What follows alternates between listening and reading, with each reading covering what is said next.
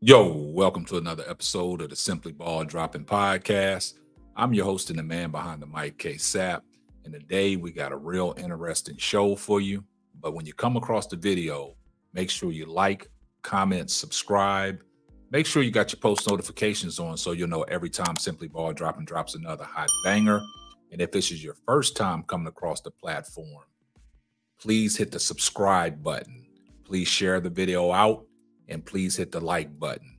On this channel, we cover sports, hot topics, roundtable talk, and the marriage chronicles.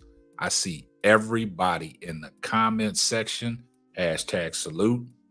And you know what my mantra is. Tell a friend to tell a friend. It might not be for you, but it might be for them. For today's show, man, we got a lot to unpack.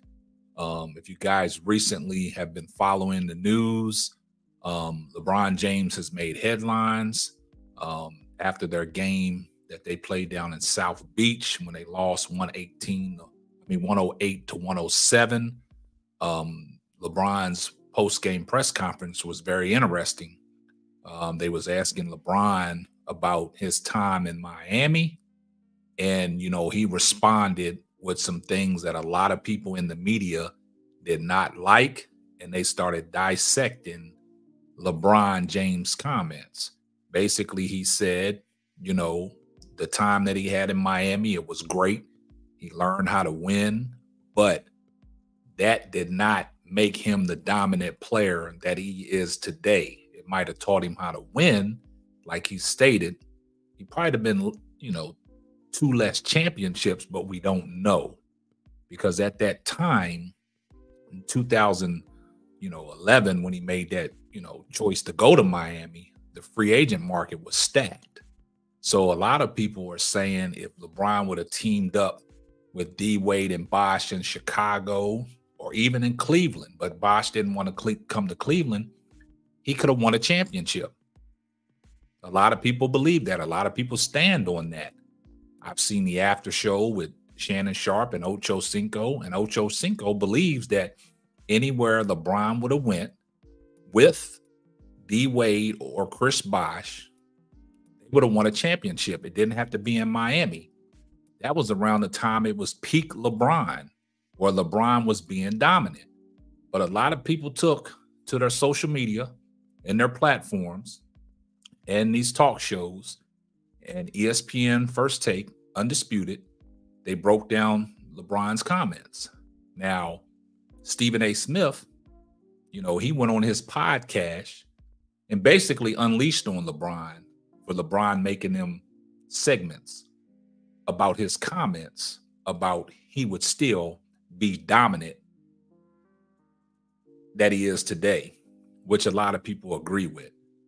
And when LeBron made that statement, a lot of people missed the point.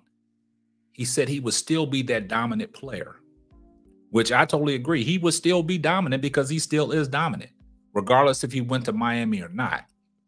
But Stephen A. Smith took exception to that, went on his podcast, but opened it up by saying LeBron is a great father, a great husband, a great person, a great entrepreneur, a great businessman. Bigged him up like he always does all these other athletes. And then right after that, in his soliloquy, he started to tear LeBron down, which a lot of people took, offense to that and had LeBron James's back. And there's one guy that really broke it down, and that was Gilbert Arenas. Now, basically, Shannon Sharpe and Stephen A. Smith said LeBron would not be in the GOAT debate if it wasn't for Miami. Him being in Miami got him in the GOAT discussion. That wasn't what LeBron was trying to say. LeBron James was trying to say that he would still be the dominant player. But everybody turned it into a GOAT debate. So on this GOAT debate, Gilbert Arenas weighed in and had some valid points about what he was stating about this GOAT debate. Gilbert Arenas took to his live and really set the record straight from a basketball standpoint and a basketball mind and a basketball savant that he is because he played in the NBA, and he broke down key points. He had the facts, he had the meats and the potatoes. Gilbert Arenas was not going for their notion about this so-called GOAT thing and what the criteria is to be in that GOAT discussion. And this is what Gilbert Arenas had to say on his live that he was just doing about an hour ago. Take a listen in its entirety of what Gilbert Arenas had to say. And when we finish listening, we'll come back and I'll tell you my thoughts. We're not gonna let you do this 6-6 bullshit. Here's the question. Who was the GOAT before Michael Jordan was labeled the GOAT? Who was the GOAT in basketball before you named Michael Jordan the GOAT? And when you figure that out, let me know what the criteria was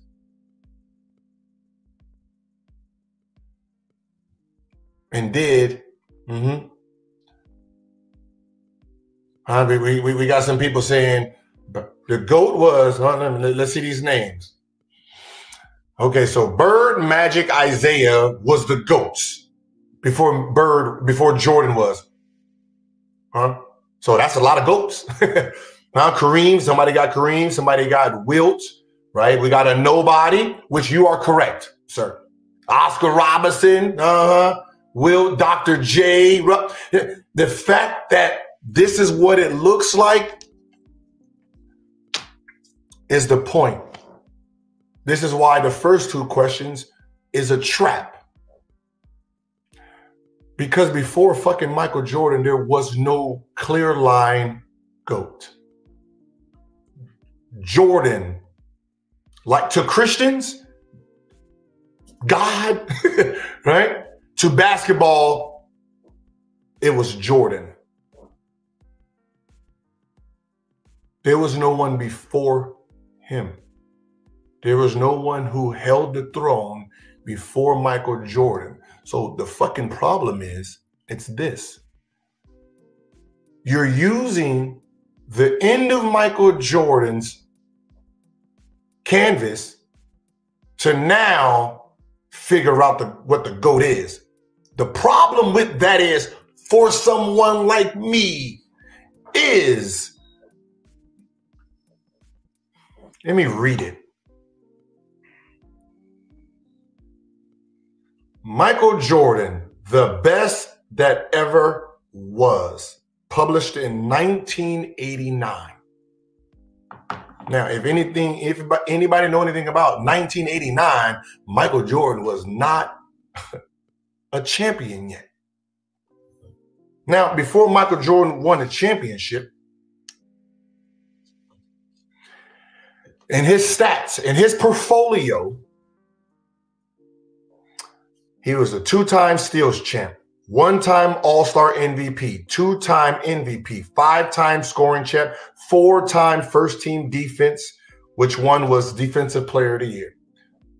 Just those motherfucking stats got this article. The best that ever was.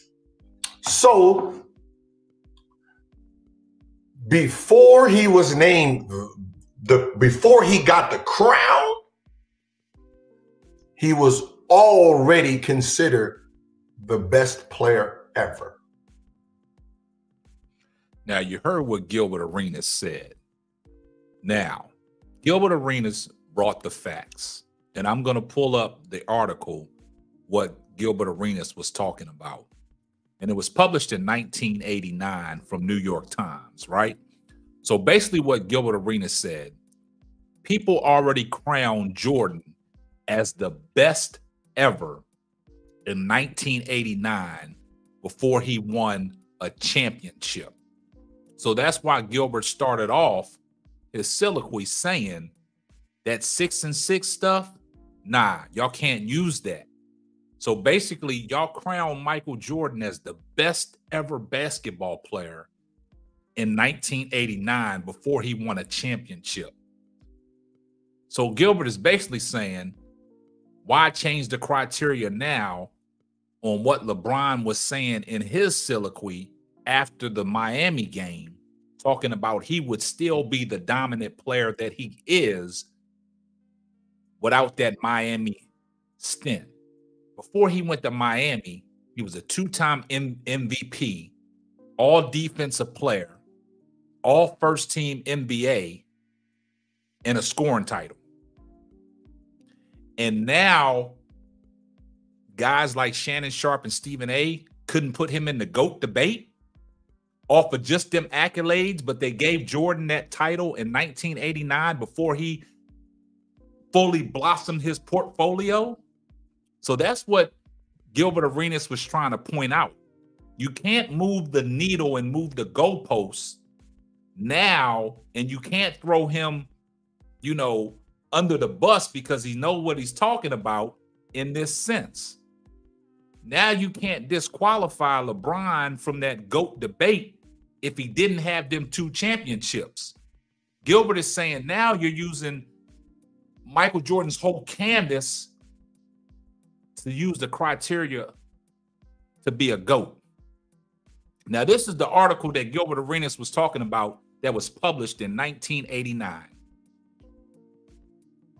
This was from New York Times, Sports of the Times. Sports of the Times, Jordan reigns as the world's best. That article was May 30th of 1989. So what Gilbert Arenas did was expose their logic by not saying that LeBron could not be in the GOAT debate if he didn't go to Miami. But he already had the accolades that Jordan had in 1989 before Jordan won a championship. This is just about facts. This is not about who is the GOAT. This is just about the criteria of the GOAT and what makes Gilbert Arenas' argument valid, because he pointed out that everybody crowned Jordan the GOAT in 1989 before he won a championship. LeBron's accolades was right there with Jordan in his first couple of years before he won a championship. So for Shannon Sharpe and Stephen A. Smith saying that LeBron could not get in the GOAT debate without that Miami stint, Gilbert Arenas exposed that logic. Gilbert Arenas exposed that logic. So you guys let me know what y'all think down in the comments. Keep sharing the video out. Keep, giving this video likes. Tell a friend to tell a friend. Like I said, this is going to wrap up another episode of the Simply Ball Dropping Podcast. I'm your host and the man behind the mic, K-Sap. We're going to catch you on the next one. Deuces. Thanks for listening to the Simply Ball Dropping Podcast. Be sure to subscribe, like, and share on all major platforms. Another one.